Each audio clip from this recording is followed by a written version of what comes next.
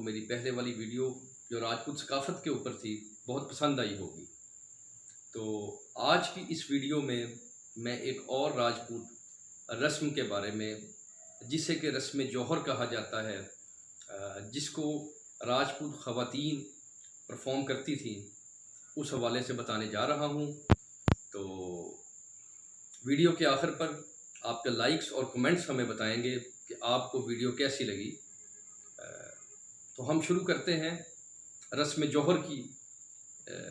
जो हिंदू राजपूतों के यहाँ रवजा रस्म थी वो क्या थी। गैरत है बड़ी चीज़ जहाने तगोदो में, गैरत है बड़ी चीज़ जहाने तगोदो में, पहनाती है दरवेश को ताजे सरेदारा।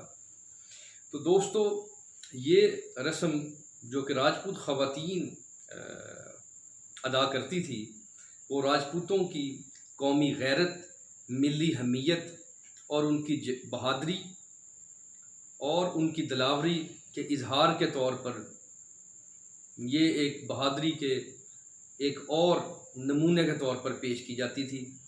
और दुनिया की कोई भी कौम रस्म जौहर जैसी रस्म पेश करने से कासिर है। तो दोस्तों, होता कुछ यूँ था कि ये जंगो जदल का ज़माना था और आए रोज़ जंगें होती थी मुख्तलिफ़ कबाइल में, मुख्तलिफ़ रियासतों में, मुख्तलिफ़ रजवाड़ों में और मुख्तलिफ़ ममालिक के मबैन। तो बाज़ औक़ात किसी एक रियासत को किले तो जा बजा बने होते थे हर रियासत में।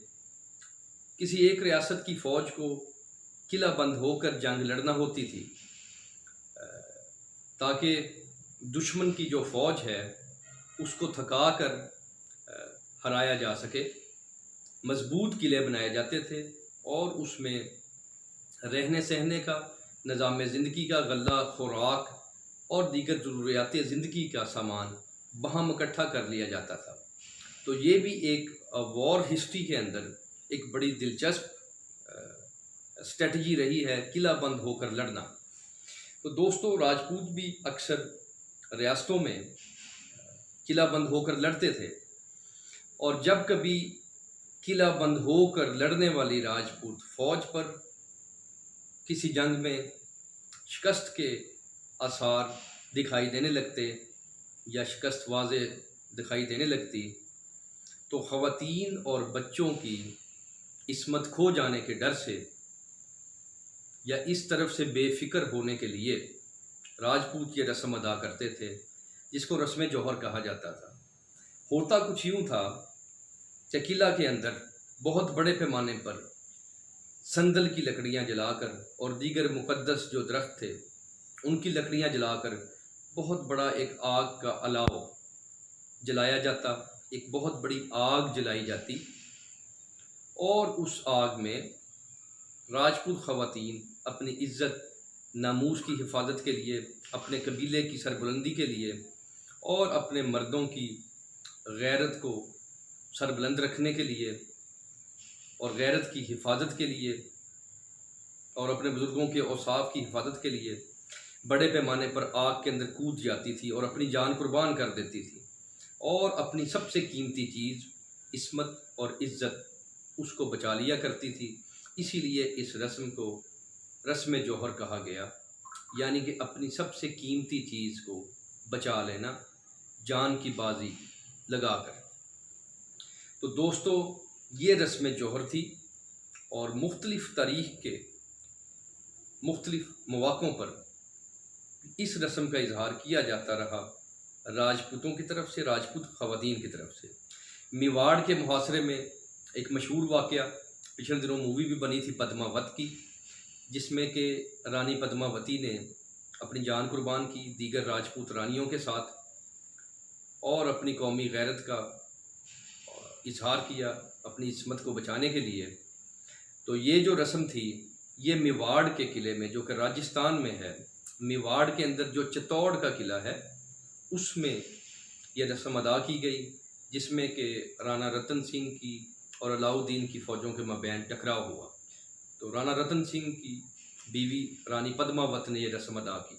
इसके बाद अकबर के दौर में जब चित्तौड़ के किले का मुजाहरा हुआ, जब चित्तौड़ के किले का मुहासरा हुआ, तो उस मौका पर भी ये रस्म की गई।